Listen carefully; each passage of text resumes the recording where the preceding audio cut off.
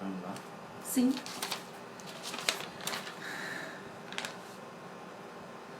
Oi, queridos. Estamos só fazendo um teste, mas já já, 8 horas pontualmente, nós vamos começar. Um teste, mas já já a gente começa. Eu já estou esperando Joedna entrar. Oi, Isso. querida! Boa Que bom, nosso noite. teste foi Deu aprovadíssimo. certo. Que bom. E já temos aí o pessoal já entrando, então não vamos sair mais não, né? Já podemos ficar? Podemos sim, eu posso. Vai depender de você. Para mim tá bom. Ah, então ótimo. Deixa eu só aumentar aqui o volume um pouquinho para mim. Boa noite, meu povo.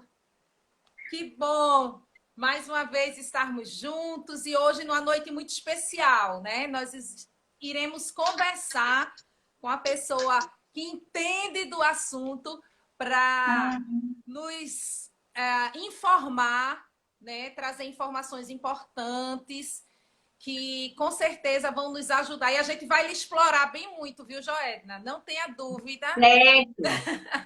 que a gente vai Ah, fique à explorar bem vontade. muito. Porque a gente Um prazer entende, contribuir.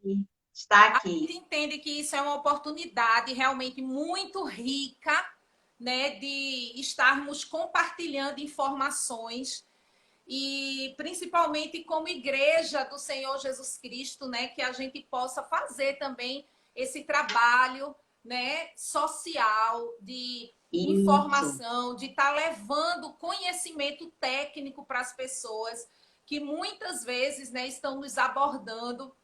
A gente não teve a oportunidade de conversar antes. Eu sou advogada, Ah, mas que eu bom. não atuo nessa área. Mas é fato que muitas pessoas me abordam perguntando algumas coisas, né? Principalmente na igreja, indicam pessoas, né? Perguntando: tá acontecendo isso com meu amigo, tá acontecendo isso, tal, não sei o quê. E realmente é uma oportunidade muito valiosa, né? E desde já eu gostaria de lhe agradecer, porque você nos atendeu tão prontamente e essa sua disponibilidade realmente é um presente de Deus para nós ter você conosco nesta noite. Deixa eu só conferir o horário aqui É tudo meu. para a gente não começar. Pode falar, quer falar? Estou dizendo, o prazer é todo meu, né? De Oh, contribuir. Nós, como povo de Deus, é nossa responsabilidade, sim, não é? Nos engajar e, assim, Cristo nos. Esse é o Evangelho, né? É o Evangelho que ouve, que acolhe, que ora, mas que age também, né? verdade. Porque a nossa. O nosso maior patrimônio é as nossas vidas, né? Aqui na Terra. E eu também não tenho dúvida que o maior patrimônio do nosso Deus Criador somos nós. Uhum, Se não fosse assim, ele não teria enviado seu único filho para morrer na cruz, né? uhum. Ele criou todas as coisas, mas ele enviou seu único filho para nos resgatar, nos reaproximar. Então, eu tenho certeza que nós somos o maior patrimônio do nosso Criador. Amém. Bom, enquanto a gente está esperando, eu quero dar as boas-vindas a todo mundo. Boa noite, meus queridos. Não se assustem, a gente está só, né, nas preliminares aqui conversando. Não entramos ainda no mérito do nosso tema nesta noite, mas sejam todos muito bem-vindos. É um momento especial realmente para nós, né, de aprendizado. Inclusive, Joedna, a gente tem esse momento de intercessão às segundas, quartas e sextas-feiras. E faz mais ou menos um pouco mais de um mês que nós temos orado por vários aspectos de paz nos lares, né? Relacionamento realmente, assim, relacionamento não só entre os cônjuges, mas relacionamento entre os irmãos, relacionamento de pais com filhos, que tudo isso seria temas de lives outras, né, específicas. Porque, infelizmente, a gente tem enfrentado uma realidade muito triste atualmente, né, nos lares. E eu digo para você que só nesse período que nós estamos orando nas lives de intercessão, eu tenho recebido pedidos de oração que eu já comentei com as pessoas, até em transmissões mesmo, que eu fico constrangida de dar detalhes, de comentar, né, aquilo que é trazido como um pedido de oração em detalhes que realmente chocam em saber a Imagino. realidade, né, a tristeza da realidade nos lares. Então, mais uma vez, muito obrigada por você ter aceito o nosso convite de estar conosco. E agora que já são 20 horas, né, eu gostaria de dar as boas-vindas oficialmente a todos, agradecer a todos que já estão conosco, em especial, gostaria de dar as boas-vindas às esposas de pastores que estão conosco, já tenho visto aqui algumas amigas, né? A todos os irmãos queridos, sejam todos bem-vindos, a paz de Cristo Jesus a todos. Eu gostaria, então, meus queridos, de apresentar para vocês a Joedna, né? A Joedna, ela... Deixa eu achar o nome completo aqui de Joedna, que eu anotei. Eu não anotei nome completo, não, mas é Joedna Batista, não é isso? Ela é comissária de polícia e por isso que esse convite tão especial para ela estar conosco nesta noite, tratando sobre esse tema de violência doméstica. Né? Então, gostaria de dar boas-vindas aos pastores que estão conosco, sejam todos bem-vindos em nome do Senhor Jesus Cristo e louvamos a Deus, porque nós temos dito que este momento de intercessão é um momento onde a igreja se reúne. Né? Independentemente de placa denominacional, nós estamos juntos para aprender, para buscar, né, a direção dos princípios da palavra de Deus, para vivermos, né, de acordo com aquilo que é o ensinamento do nosso Deus. E hoje, de uma forma bem técnica, né, nós vamos estar recebendo a Joedna. Como eu falei, ela é comissária de polícia e vai estar conversando conosco acerca da violência doméstica. E aí eu gostaria de convidar vocês para lermos um texto juntos na Bíblia Sagrada em Efésios, capítulo 5, e nós vamos ler do versículo 28 ao versículo 33. Efésios, capítulo 5, versículo 28 ao versículo 33. Enquanto você vai abrindo aí sua Bíblia, vou dando as boas-vindas a todos, né? E que no nome de Jesus esse momento seja muito proveitoso para que a gente possa orar com propriedade, agir com propriedade, né? Tendo orientações de quem entende, né? E que vai estar nos ajudando nesta noite. Diz assim a palavra do Senhor em Efésios capítulo 5, versículos 28 em diante. Diz: assim também os maridos devem amar a sua esposa como ao próprio corpo. Quem ama a esposa, a si mesmo se ama, porque ninguém jamais odiou a própria carne. Antes a alimenta e dela cuida, como também Cristo o faz com a igreja. Porque somos membros do seu corpo. Eis porque deixará o homem a seu pai e sua mãe e se unirá à sua mulher. E então se tornarão os dois uma só carne. Grande é este mistério, mas eu me refiro a Cristo e a igreja. Não obstante, vós, cada um de per si, também ame a própria esposa como a si mesmo, e a esposa respeite ao marido. Estes são princípios do lar cristão estabelecido por Deus. Como eu falei, nós teríamos várias vertentes para estar tratando de violência doméstica, mas hoje, em especial, nós vamos falar, né, do aspecto da violência sofrida pela mulher. Né? E antes de começarmos, então, esse momento de passarmos a palavra a Joedna, nós vamos dirigir uma palavra de oração neste momento. Paizinho querido, a ti toda a honra e toda a glória. Nós queremos te louvar, Senhor, pelo privilégio que temos de conhecer a tua palavra. Obrigada porque o teu Espírito Santo produz no nosso coração o desejo de sermos obedientes à tua palavra. Obrigada, meu Deus, porque o Senhor nos dá esta rica oportunidade de estarmos aprendendo. Nós queremos ser instrumentos, Senhor Deus, para que haja justiça aqui na terra. Pai, que no nome do Senhor Jesus, tu estejas dirigindo este momento, abençoando de uma forma especial a vida da Joedna. Pai, somente tu podes recompensá-la, Senhor, com bênçãos dos céus pela sua disponibilidade em nos abençoar nesta noite.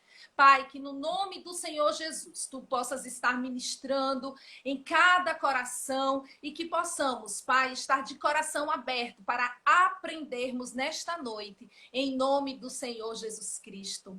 Amém. Amém, meus queridos. A paz do Senhor, pastor André, a paz do Senhor a todos os pastores que estão conosco. E neste momento, então, eu gostaria de passar a palavra para a Joedna já. Como eu disse, a gente vai lhe explorar bem muito. Então, eu já vou fazendo uma pergunta para você. O que é que caracteriza a violência doméstica? Isso, vamos lá então. Para falar um pouquinho sobre violência doméstica, nós necessariamente vamos falar um pouco na Lei Maria da Penha. Depois nós vamos adentrar um pouco mais nela, mas só para dar o conceito, vamos dizer assim, porque na Lei Maria da Penha, que é a Lei 11.340 de 2006, ela conceitua que violência doméstica contra a mulher é toda e qualquer ação ou omissão, porque às vezes a gente acha que a gente só está atingindo o outro quando a gente está agindo. E muitas vezes nós atingimos quando nos omitimos também, né? Mas é toda ação ou omissão que cause à mulher sofrimento físico, psicológico, moral, patrimonial, sexual. Então, a violência doméstica, a gente usa esse termo porque ela é cometida no âmbito do lar, no âmbito da convivência. Seja essa convivência atual ou passada. Por que eu digo passada? Porque muitas vezes a mulher conseguiu sair, conseguiu se desvincular, né, do relacionamento onde ela vinha sofrendo com esse relacionamento abusivo, mas aí ela é ameaçada, ela é perseguida, ela é difamada, né, por esse ex-companheiro, seja cônjuge, seja um namorado, enfim.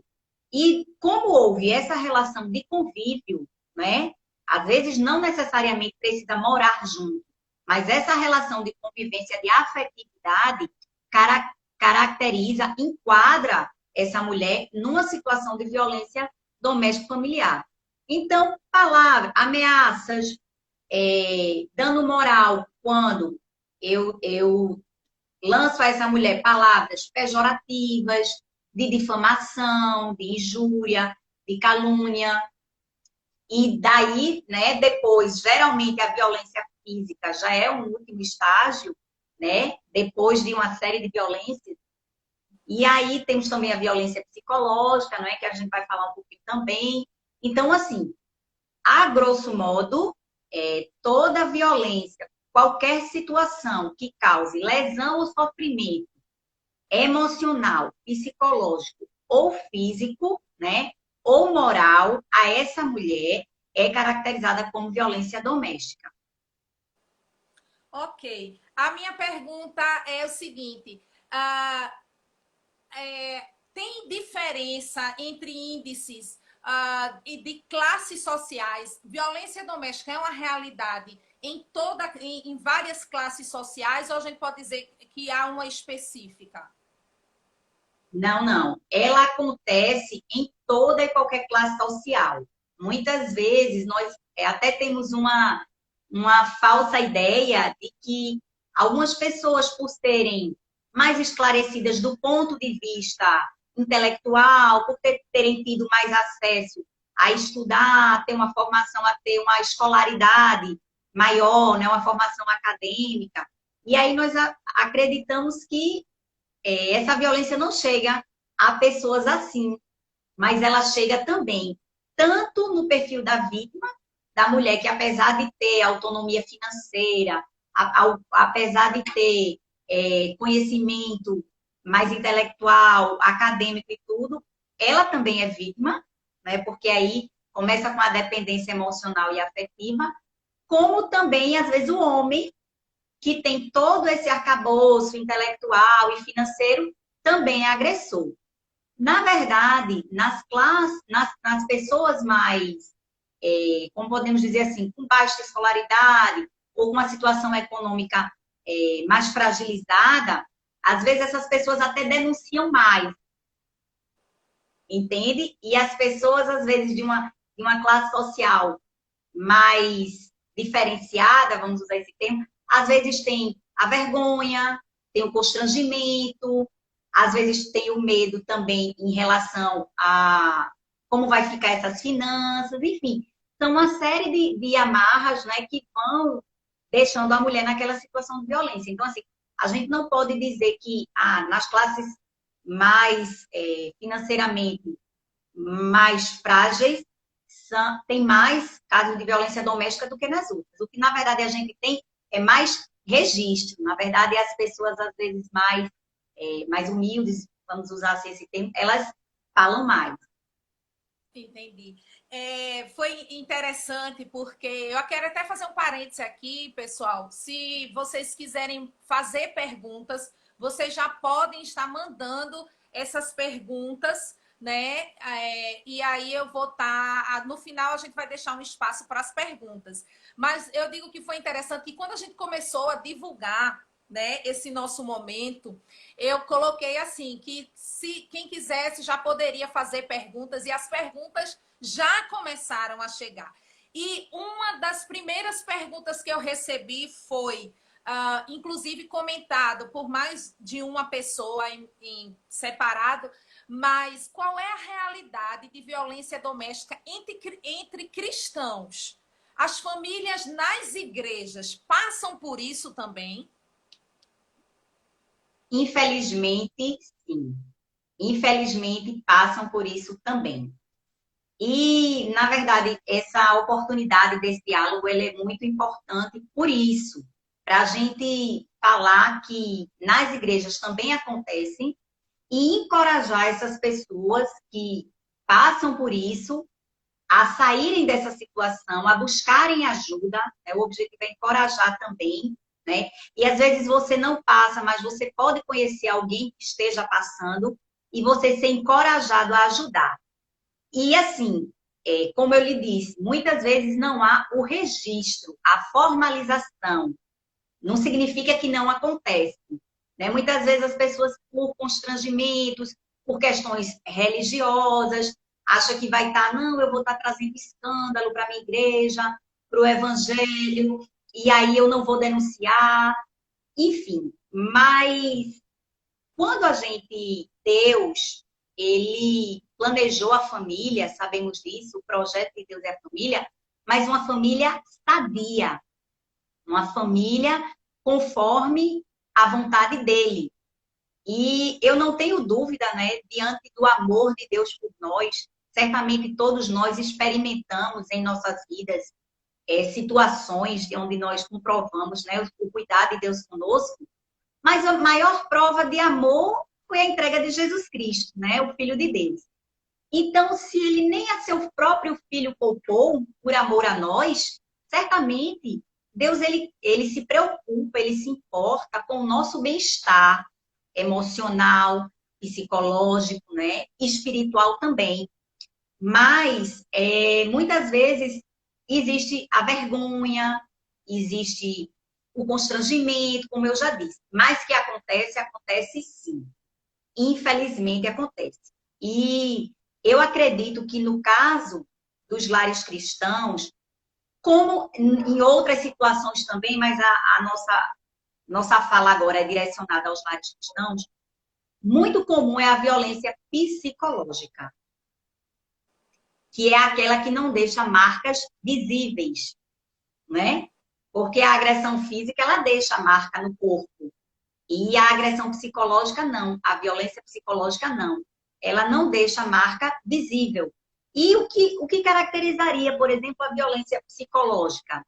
São palavras de desconstrução, palavras de humilhação, de reprovação, de ofensa, de rejeição, né? Ah, você não faz nada que preste, né? Nada do que você faz está bom, né? E isso vai afetando a autoestima da mulher de um jeito, né? Que ela passa mesmo a acreditar que ela não vale nada, que ela é pouco, que ela, na verdade, é o jeito dela, que é responsável, muitas vezes, por deixar o companheiro aborrecido, estressado. Foi algo que eu disse, algo que eu falei. Às vezes, algo, você não sabe nem o que você disse. Muitas vezes, você não sabe nem o que deixou de fazer para que seu companheiro ficasse assim, né? E isso, na verdade, assim, isso não é real. E aí, nós precisamos trabalhar na construção da nossa autoestima. E a gente parte, o ponto principal é saber que Deus nos ama de maneira incondicional, né? Amém. Então, assim, nada, eu costumo dizer isso, nada me faz melhor que ninguém e nada me faz pior que ninguém. Seja ela outra mulher, seja ela outro homem, não é? Independente da nossa classe social, da nossa cor, da nossa formação acadêmica, para Deus o amor dele é de igual maneira. Então, assim, acontece nos lares cristãos, sim. E, sem dúvida, se nós fôssemos fazer uma análise, uma estatística, vamos dizer assim, certamente a violência psicológica é aquela que impera, é aquela que domina, porque a partir dela é que depois se desencadeia a violência física. Que a violência física, a agressão física, não vem de imediato. Ela já é a última fase, o último estágio, né? Então, infelizmente, nos lares cristãos nós temos isso sim, e muitas mulheres têm medo porque acham que vai estar escandalizando a palavra, mas você não vai estar. Tenha certeza que Deus te valoriza muito, te ama muito, e Ele não quer que ninguém te desvalorize, te diminua, te faça menor, porque Ele não te faz. Amém. Olha só, como tem um adágio popular que diz assim: briga entre marido e mulher não se mete a colher, né? E eu também recebi uma pergunta que, infelizmente, eu também já passei por essa situação e na hora você fica assim meio que sem saber, né, o que fazer. Meto a colher ou não meto a colher, né? Então, a pergunta é, havendo indícios de violência, você está ouvindo gritos na casa do vizinho, né? Você está ouvindo pancadaria, está quebrando as coisas. Você deve chamar a polícia, você deve fazer algum tipo de intervenção, você deve ir pessoalmente na casa dessa pessoa tentar intervir. Veja, no primeiro momento deve-se chamar a polícia, sim. Quando a agressão, a violência está acontecendo, seja por meio de ameaça ou de agressão física, você liga para o 190, que é a polícia militar, que é aquela que faz o policiamento ostensivo, né? Faz as rondas, e aí você liga para a polícia militar. Sobre ir diretamente, realmente é um momento bem delicado. Se você for, você jamais sozinho, porque você não sabe se a outra pessoa está com uma arma de fogo, se está com a arma branca, que é no caso de faca, facão, essas coisas. Então, demanda muito cuidado isso. Se você não for, se você morar em prédio, chama o porteiro, avisa o síndico, porque é responsabilidade também, né, de todos os moradores, sobretudo do síndico também, até porque ele representa o condomínio judicialmente, né, nas ações de cobrança, enfim, então ele é responsável também, porque se ele sabe e não denuncia, ele está sendo omisso, né? E aí você pode evitar uma situação realmente de feminicídio, né? Que no caso da mulher é o feminicídio. Então, aí é importante fazer alguma coisa. Só não deixe de fazer. Faça alguma coisa. Se você não pode ir, se for, não vá sozinho. Às vezes também o fato de você bater na porta já intimida, mas não vá sozinho. Vá com pelo menos mais umas 2 ou 3 pessoas, mas ligue para a polícia militar, 190. Né? E aí já avisa o síndico, já avisa o porteiro, para quando a polícia chegar, deixar subir, que a polícia também não pode entrar se não for autorizada, né? Apesar que nas situações de flagrante pode, mas no caso de prédio é mais difícil, porque em casa térrea, mais fácil. A polícia, havendo a situação acontecendo no momento, né, uma situação de flagrante, então a polícia está autorizada a entrar. Mas num prédio é mais difícil, porque você tem o porteiro, tem elevador, você tem portão, enfim. Então é preciso avisar e deixar eles autorizados a subir, mas fazer alguma coisa.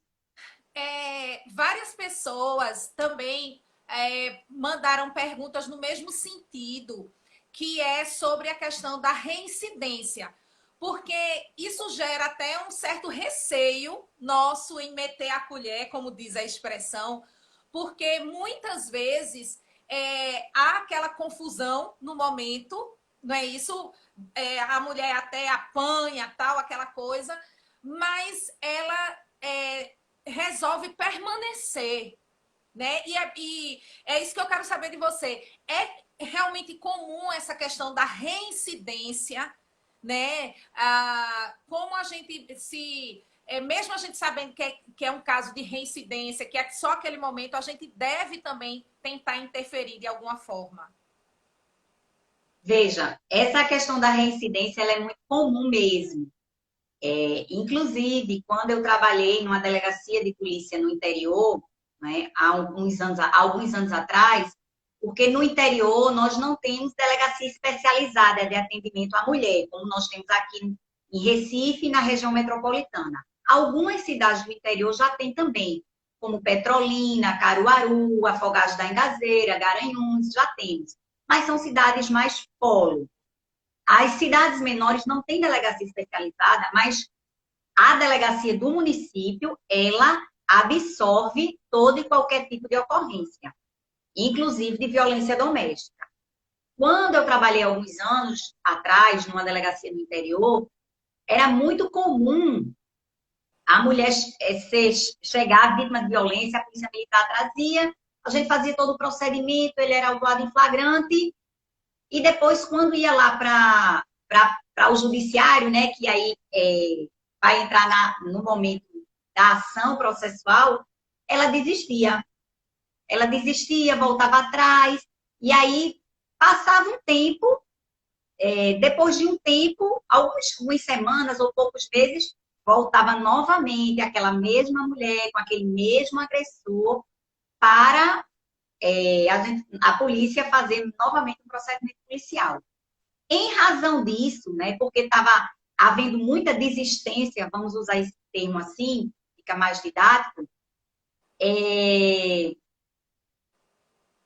como estava acontecendo muita desistência, houve uma decisão, né, do Supremo Tribunal Federal em que hoje a violência doméstica envolve lesão corporal, que é a agressão física, você não pode, a mulher vítima não pode desistir, vamos dizer assim, na delegacia. Ela só pode desistir lá com o juiz, na audiência com o juiz, com o promotor. Na delegacia ela não desiste. Então, assim, já outros crimes, como ameaça, injúria, precisa que a mulher ela vá à delegacia e registre. Precisa ter a iniciativa dela. Já no caso de lesão corporal, alguém ligou, a polícia militar foi lá, pegou, levou para a delegacia, ela está machucada, mas aí ela diz, não, mas eu não quero representar, não. É porque ele bebeu, ele só bateu porque ele estava bêbado de cabeça quente. Nestes casos, não deixa de ser feito o procedimento. Havendo lesão corporal, o procedimento policial é feito sim. Ele é autuado em flagrante e aí é encaminhado para o judiciário. Mas a pergunta, né, a dúvida é de que, olha, mas a gente vai, intercede, leva, orienta e no fim depois elas voltam.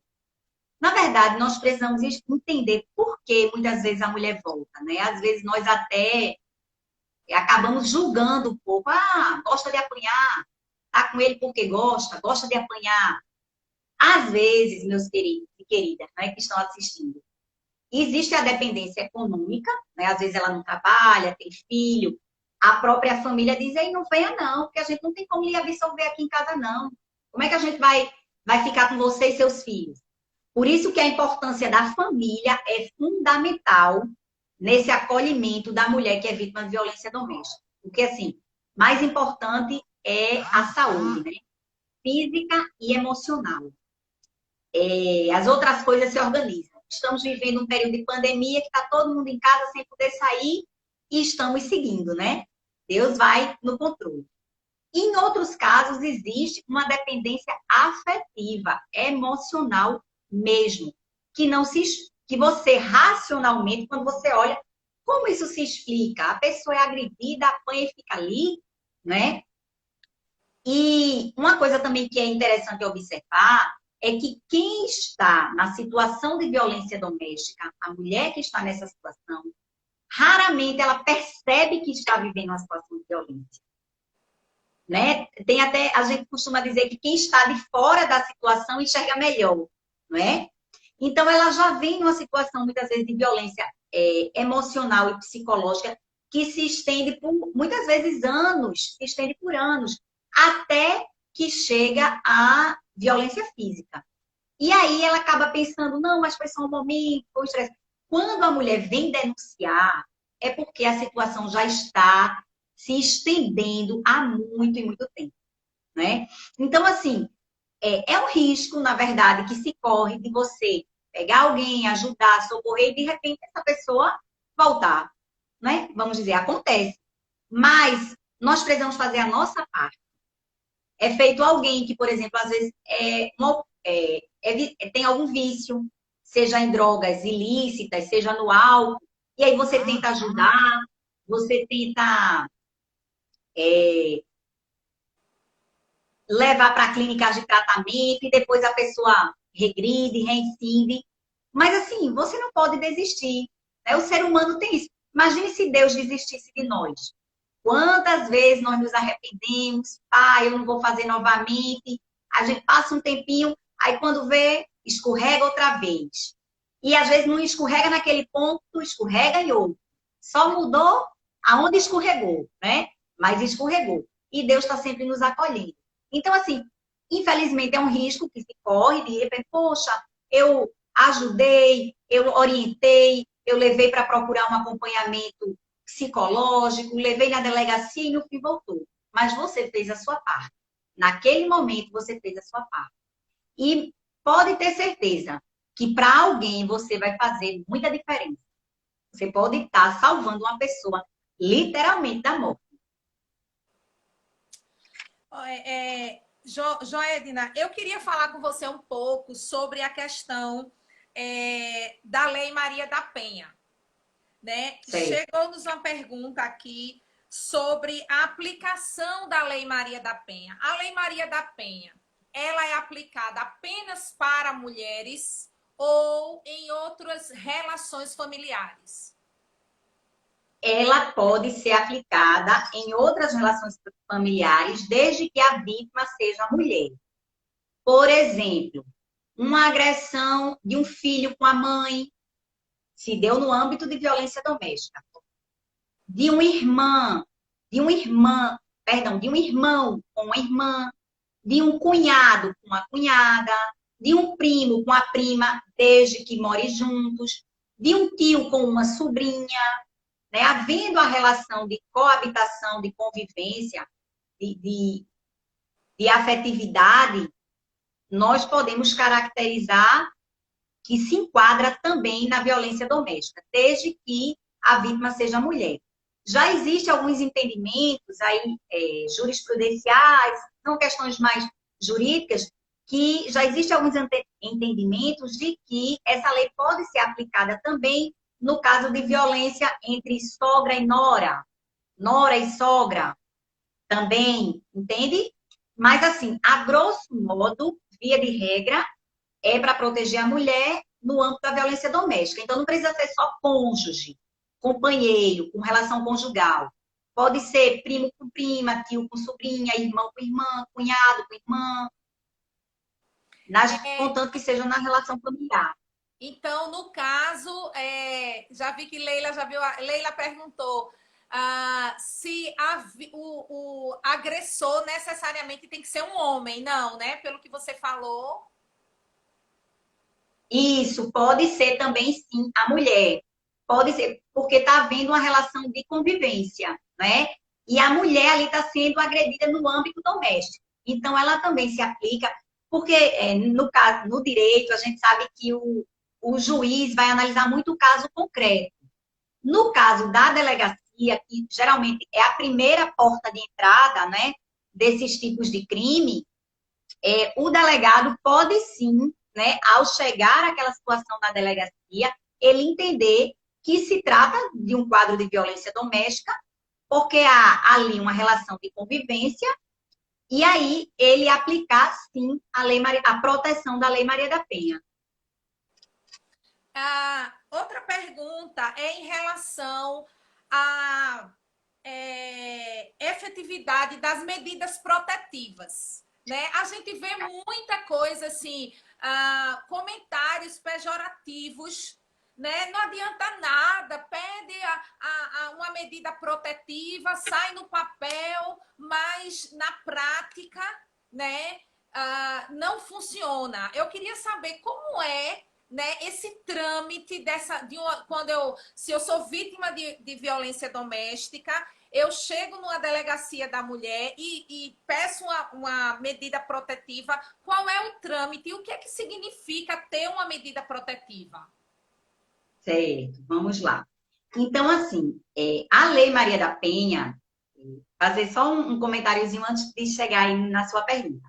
A Lei Maria da Penha, na verdade, ela veio para fazer um reajuste, uma compensação, na verdade, para dar garantias à mulher. Por quê? Porque antes a violência, a lesão corporal, a ameaça, qualquer que se desse no âmbito doméstico contra a mulher, ela recebia o tratamento, era considerado uma violência comum, e recebia o tratamento que era dado no Código Penal, para ameaça, para injúria, para difamação, para lesão corporal, se fosse leve, é uma pena, se for mais grave, é outra pena. E aí, o que é que acontecia? Nos casos de lesões mais leves, ou de ameaça ou de injúria, via de regra, cabe a substituição da pena por penas alternativas, que são aquelas de prestação a serviço comunitário, doação de cesta básica, doação enfim, de qualquer outro gênero que o promotor ali oferecesse para o agressor. Então, a mulher ia na delegacia, registrava a ocorrência, o agressor vinha, assinava lá um termo que se comprometia a comparecer na audiência judicial quando fosse marcada e voltava para casa, na mesma hora, né? Então, isso inibia muitas vezes a mulher dizer, para que eu vou registrar que daqui a pouco ele volta para casa? Aí, quando ele voltar, vai terminar de me matar, né? Vai me agredir, vai ser pior do que antes. Então, a Lei Maria da Penha, ela proíbe expressamente que no caso de violência doméstica e familiar, qualquer que seja o crime, né? Lesão corporal, ameaça, injúria, difamação, não cabe esse tipo de substituição de pena para pena alternativa. Não cabe de jeito nenhum. Ela proíbe expressamente. Não cabe pagar serviço comunitário, doar cesta básica. Então, esse já foi um avanço. Por quê? Porque ela prevê a possibilidade de prisão. Se a agressão está acontecendo e leva para a delegacia, independente da lesão ser leve ou ser grave, ele vai ser autuado em flagrante, né? E é uma das previsões também de ser expedido. Eita, não prendeu. Ele se evadiu, fugiu, levou para a delegacia, fez o procedimento. É possível que o juiz expeça um mandado de prisão preventiva para ele, em razão da lesão da Lei Maria da Penha, nos casos de violência doméstica, e antes isso não acontecia, né? Então, ela dá, pelo menos, mais essa garantia de prisão do agressor, né? Agora, como se dá a medida protetiva? Via de regra, você vai na delegacia, registra o boletim de ocorrência e faz o pedido da medida protetiva. O delegado prepara e já envia para o judiciário. Inclusive, um colega que é escrivão de polícia, conversei com ele essa semana, que trabalha na delegacia da mulher, ele disse que é feito no momento que está sendo autuado o flagrante, ou que está sendo registrado o boletim de ocorrência, e a vítima pede, olha, eu quero medida protetiva, eles já preparam e já mandam por meio eletrônico para o judiciário, né? Via meio eletrônico, porque é mais rápido, e ela já sai até da delegacia com o número do processo, com tudo, para saber que vai ser deferida ali a medida protetiva. O juiz, pela Lei Maria da Penha, ele tem, juntamente com o Ministério Público, né, que é o promotor, tem até 48 anos para deferir, para conceder essa medida protetiva. A mulher, de posse dessa medida protetiva, ela pode ligar para o 190, que é a Polícia Militar, e lá ela vai informar que está com a medida protetiva, o nome dela, do processo e tudo, e eles vão inserir os dados dela num sistema que é voltado, que a gente chama Ronda Maria da Penha, vamos dizer assim. Não sei se você já teve a oportunidade de presenciar, tem algumas viaturas da Polícia Militar que tem o nome no adesivo, no vidro, Ronda Maria da Penha, onde ali ela pode ficar recebendo incursão da viatura pela área onde ela mora, né? Para que ela se sinta um pouco mais segura e afaste o agressor do lar. Porque entre essas medidas, a gente tem o afastamento do agressor do lar, proibir ele de passar de 200 metros, por exemplo, para não se aproximar dela, proibição, suspensão ou restrição das visitas dos filhos, para ele não ter aquele pretexto que está indo buscar as crianças, enfim. Então, a medida protetiva visa isso. Agora, na prática, a grande angústia assim, das mulheres é porque muitas vezes elas sabem, poxa, mas eu vou precisar continuar pegando ônibus para ir trabalhar. Eu vou precisar continuar levando vida normal, eu preciso trabalhar, eu tenho que levar as crianças na escola, e eu sei que a polícia não vai estar comigo 24 horas por dia, né? Essa é a grande angústia. Mas o que eu posso dizer, né, a título de encorajamento, é o seguinte, você tem medo porque o homem ameaça. Se você sair, eu lhe mato, mato seus filhos e depois me mato, né? Tem muito essa fala. E aí ela diz, não, não vou, porque ele vai me matar. Se eu for, ele vai me matar. Mas quem garante que se você ficar, ele também não vai lhe matar? Né? A probabilidade é até muito maior, porque você vai estar ali dormindo e acordando com o seu agressor, né? No dia a dia. E, inclusive, conversando com uma colega que é psicóloga essa semana, ela até viu um estudo e trouxe essa informação, eu achei muito pertinente, que ela diz que as mulheres em situação de violência doméstica, quando dizem que vai sair do relacionamento, olha, eu vou sair, eu vou me embora, eu não aguento, não sei o quê, elas têm muito mais chances de serem assassinadas quando elas falam que vão sair. Então, a orientação que ela nos trouxe, que eu repasso aqui, se você decidir sair de um relacionamento abusivo, porque esse relacionamento, às vezes, ainda não chegou na agressão física, mas você já está adoecida em razão de agressões e de violência psicológica que você vem sofrendo. Se você decidir sair, porque você não merece, não deve, né, ficar num relacionamento assim, quando você decidir sair, não diga que vai sair, não avise. Se organize, se planeje. Eita, a única oportunidade que eu tenho de sair é quando ele vai para tal lugar. Faça sem dizer que vai sair. Entendeu? Mesmo que você saia, meu Deus, eu só vou poder levar os meninos e enfim. Mesmo que seja o mínimo, porque a Lei Maria da Penha também prevê que nesse processo de muitas vezes a mulher que tem que sair do lar, porque às vezes nem dá tempo ir numa delegacia para que o agressor seja afastado do lar, né? Às vezes ele é afastado depois e a mulher pode ser reconduzida. Mas muitas vezes ela diz, é melhor eu sair. Mas a lei garante que nesses casos também existe uma proteção ao patrimônio também, porque às vezes é casado, em comunhão de bens, e depois que ele sai, o homem geralmente ele usa muito os filhos, né? Vai cortar pensão, vai dizer isso, vai dizer aquilo. E aí, então vou começar a vender o carro, vou começar a vender aquilo. Ela pode requerer também, né, perante o juiz, que seja concedido a proibição temporária dele não poder vender ou se desfazer de bens do casal. A lei prevê expressamente isso e o juiz atende sim. Nesses casos, ele dizer, ó, enquanto a gente não resolve divórcio, pensão, ele não pode se desfazer dos bens do casal. Ah, E se ele fizer isso, vai perder quem fez, vai perder quem comprou, porque o juiz manda resgatar. A gente sabe que isso não é de uma hora para outra, as questões no judiciário são um pouco lentas, mas assim, acontece. O que eu aconselho mesmo a medida protetiva, eu sei que a polícia não pode estar com você 24 horas, mas é melhor do que você ficar ali 24 horas convivendo com o seu agressor. Entendeu? É é, melhor você sair. a Glauciete, ela fez uma pergunta que eu acho que até você já respondeu de forma indireta, mas ela perguntou se as medidas protetivas abrangem filhos. Sim. Abrangem sim. Abrangem, como eu lhe disse, a proibição ou a suspensão dele visitar os filhos. Porque, assim, quem garante numa situação dessa, né, geralmente quando a pessoa. Porque uma pessoa que pratica violência com o outro não é uma pessoa má.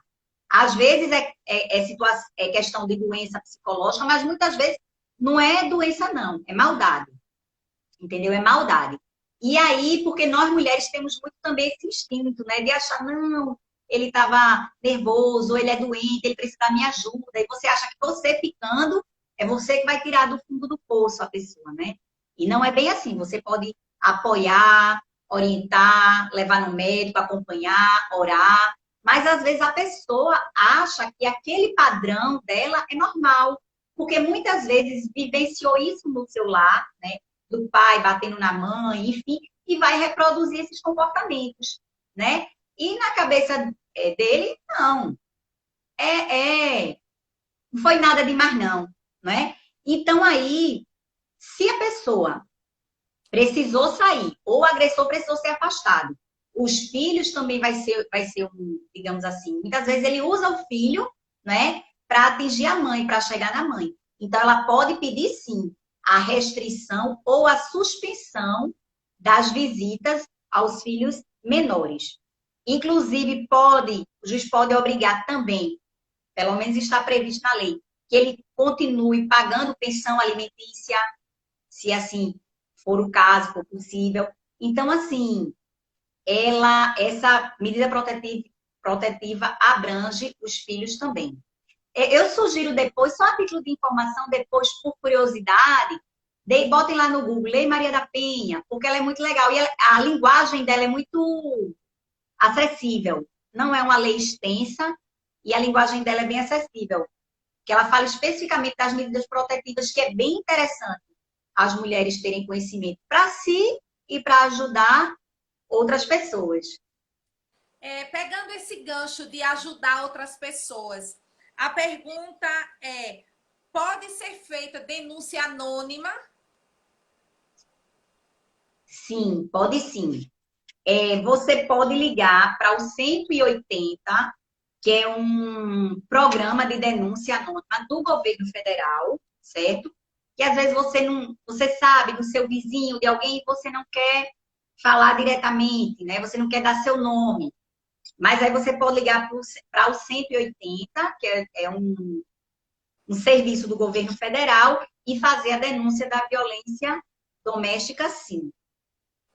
Então, só para a gente deixar isso bem claro. Então, você já citou pelo menos dois canais de denúncia, não é isso? O 180, que é o governo, um canal de um programa do governo federal, e o 190, que é a polícia, não é isso? Isso. A polícia militar, 190, que é quando a situação está acontecendo. A vizinha está gritando, socorro, pelo amor de Deus, ou alguma coisa nesse sentido, ou gritos, e você vê que ali pode andar, você pode ligar para a polícia militar, para o 190, que é aquela que está fazendo o patrulhamento das ruas. E aí a viatura mais próxima vai ser deslocada para o local da ocorrência.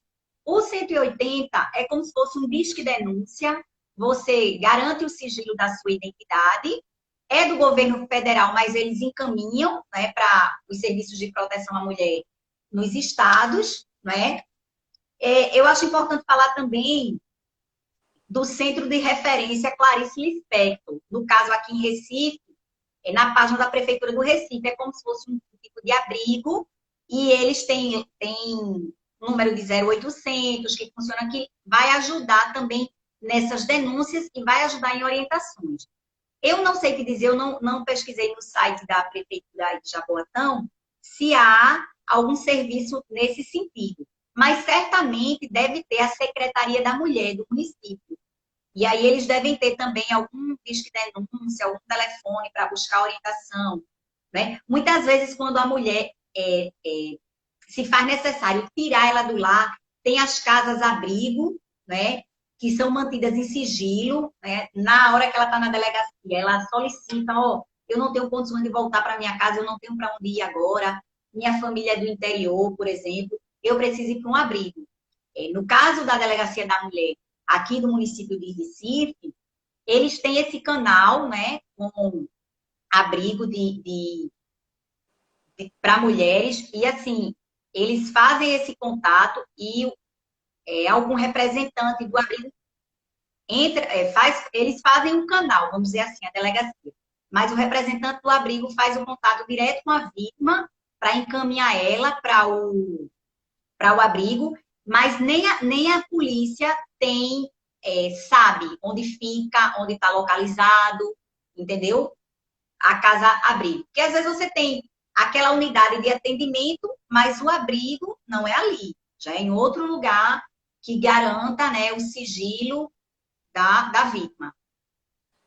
A Glauciete também pergunta sobre se as denúncias podem ser feitas nos CREAS, né, nos centros de referências.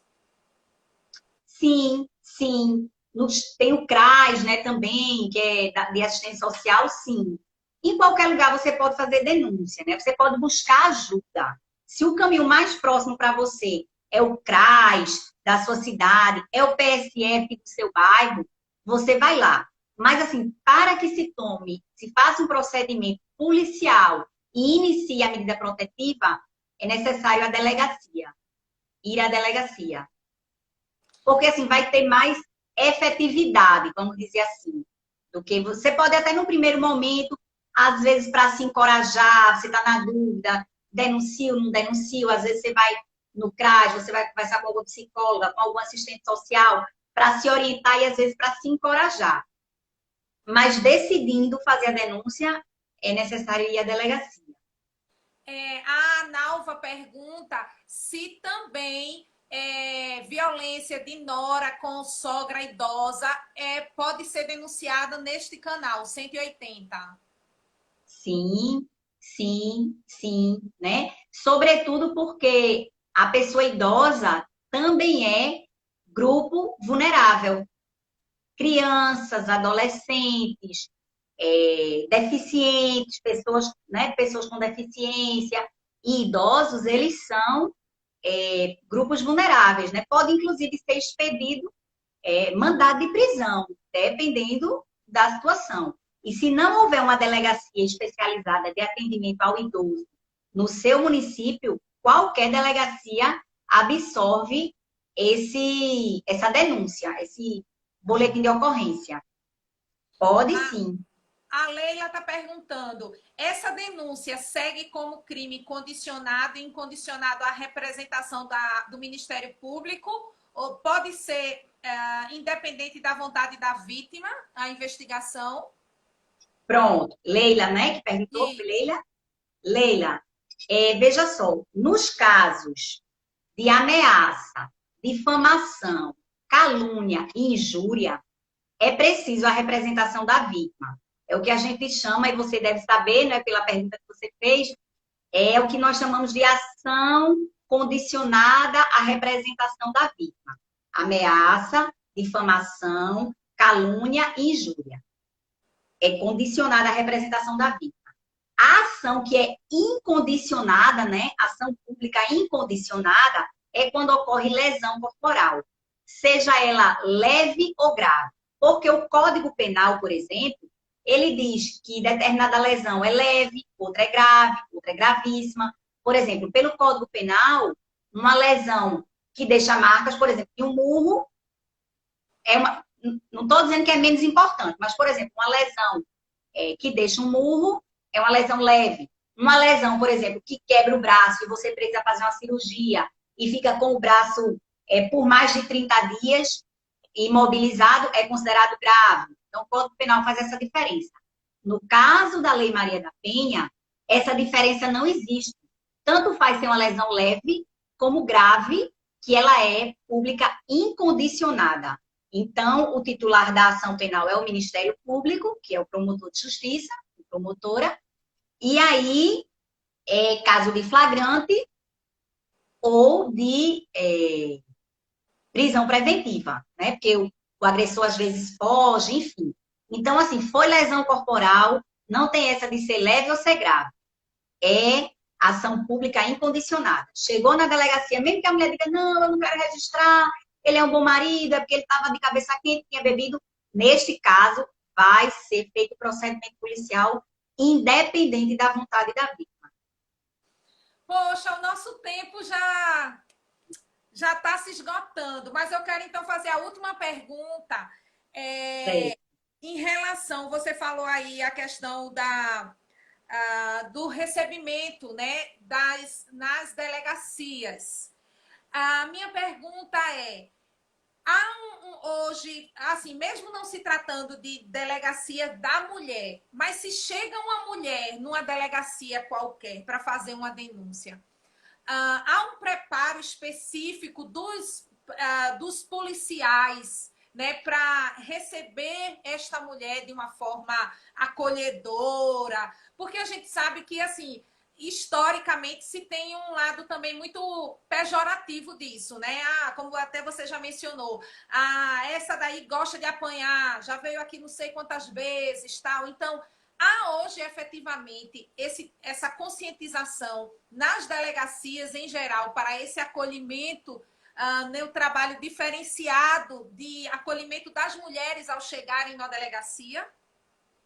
Veja, hoje já existe essa orientação. Quando eu digo hoje, de alguns anos para cá, inclusive a Lei Maria da Penha até orienta que no caso das delegacias especializadas de atendimento à mulher, exista, né, pessoas capacitadas para esse atendimento. A lei até cita, de preferência do sexo feminino, né? Que passem, policiais que estejam, vez por outra, fazendo cursos de capacitação nessa área, né, voltada para o atendimento de violência doméstica. Então, já existe essa orientação. É claro que ainda há muito por se buscar, mas certamente hoje o atendimento de uma mulher vítima de violência em qualquer delegacia, não só de atendimento especializada de atendimento à mulher, que se não tiver, qualquer delegacia recebe. Sem dúvida, hoje, o recebimento, o atendimento pelos policiais hoje é bem melhor do que há 10 anos atrás, não é? Vamos dizer assim. Então, existe essa orientação, né, dos órgãos superiores, no caso da Polícia Civil, da chefia de Polícia Civil e tudo mais, desse atendimento humanizado, como a gente fala. Não descredibilizar a mulher. Quando ela, porque gosta de apanhar, já veio aqui de novo. Não. Não nos cabe julgar se ela está ali, se ela está agredida, se ela está ameaçada e buscou, né, o apoio policial, buscou o serviço público, né, o Estado, através, que é quem deve dar essas garantias, através da polícia, nós temos que receber, acolher e fazer todo o procedimento. Sem dúvida, ainda há muito por evoluir, mas é bem melhor do que há 10 anos atrás. Eu vou ter que lhe interromper, porque o Instagram só nos deu 50 segundos para encerrarmos. Mas eu gostaria de agradecer voltar. mais.